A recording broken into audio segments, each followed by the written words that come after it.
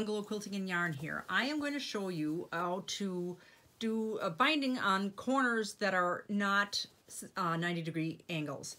I have this, this is just like the blended hexagons in my book, Rainbow Quilts for Scrap Lovers.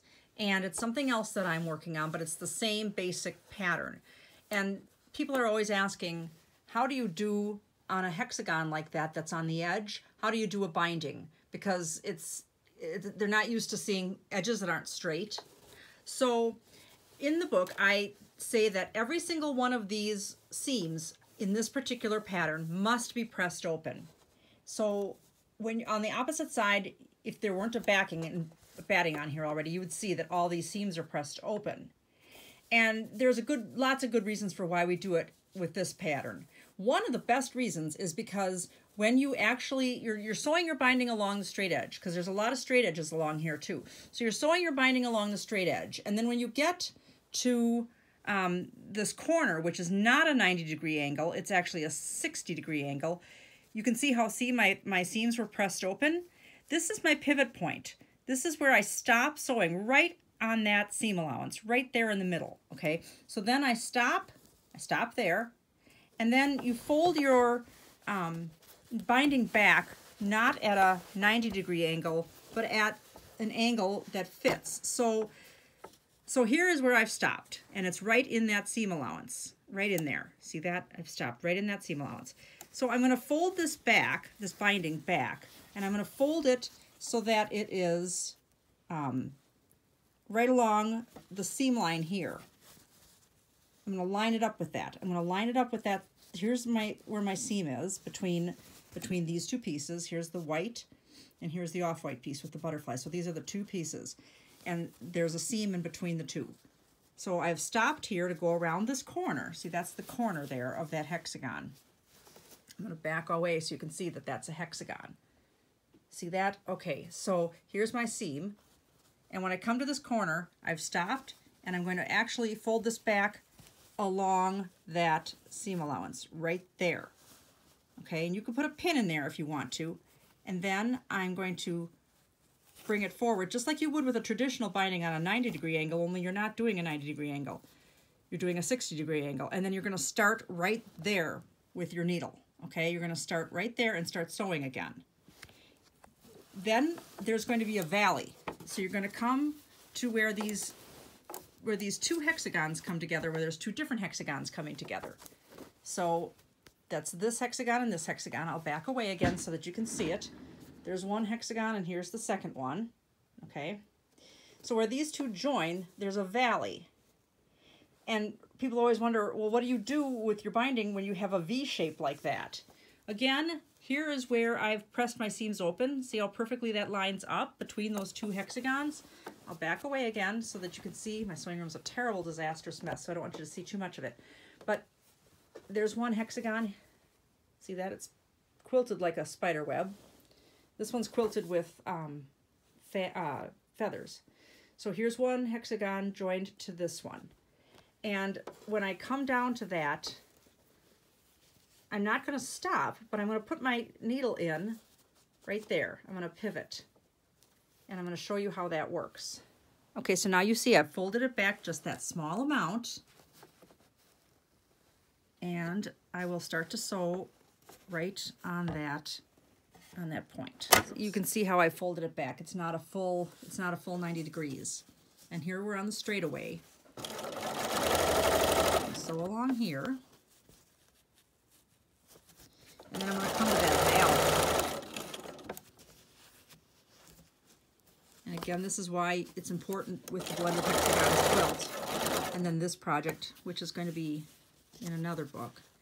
Why it's so important to press those seam allowances open. Because now I can feel that with my finger right there. I can feel where that seam comes together. And I'm going to do needle stop down. And then I'm going to actually pivot.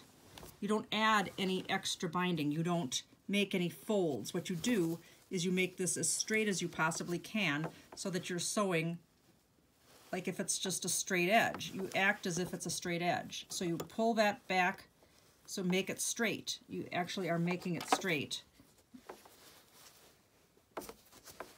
and then you continue to sew a 1/4 inch. That's what you do when you get to those valleys. You don't do any folding of your binding whatsoever.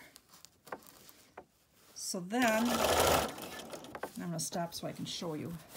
See that? See how I straightened it out and I sewed it straight. There's a little, you can see that it's bending inward.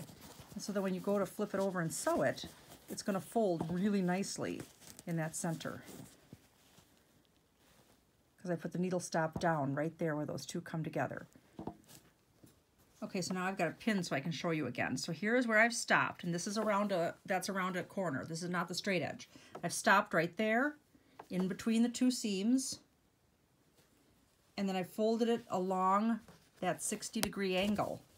I folded it along that seam. I folded this back. And then,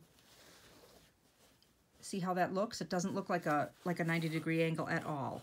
And then I continue on again.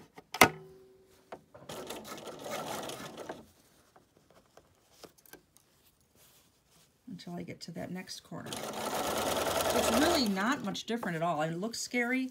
It's really not much different than going around a 90-degree corner, except that you don't leave as much fabric in the fold because it's not as acute of an angle. It's not, I don't know if that's the right geometric term, but now when I get to this point, see that? I'm going to stop. I'm going to put needle stop down, and I'm going to fold it back just enough. I'm going to fold it back along the 60-degree angle. What I'll do is I will be folding it like this so that it lines up. Oops, too much glare.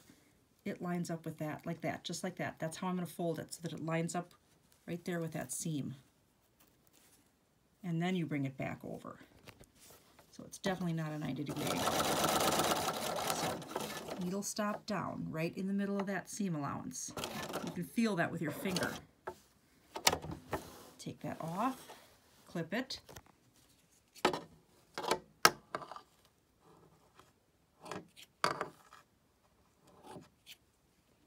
It should look like this, like that. But you're going to sew that down. So it's not a total and complete 90-degree angle. I'll get something under there to flatten that out. I should be using my knee thing to put my presser foot down since I'm trying to do this one-handed. I've got a document camera and I lost it at a show. I think I left it. And so now I'm back to doing this without a document camera, doing it with my cell phone. Just on the straightaway once again until we get to the valley. And luckily this little area where I joined my two pieces of binding doesn't end up at the corner or in the valley. I hate it when that happens, and it happens a fair amount, and you can either live with it like it is or you can rip it out and move it, which takes forever. Okay, so I'm going to go down along here until I get to that valley. There's the valley. I almost landed in it with that seam.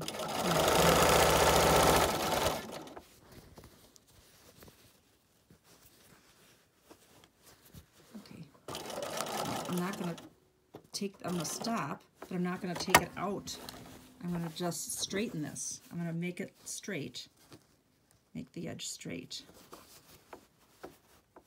Pull this back here. That's where that valley is, but I've straightened the whole thing out. I've made it, it's hard to see here. Find a way that I can show you. I've made the piece straight, just like that. See that? I've made the piece straight. Straightened out the valley. I'm going to sew along it. And then I'll show you, once you take it out of there, how good that looks when you actually fold it over. I have it pinned over, but there it is. That's how that looks in that valley. It looks really nice. There's not a lot of extra fabric there, and it just folds right in. Okay, so that's how you're going to do it with the blended hexagons, the edge of the blended hexagons quilt.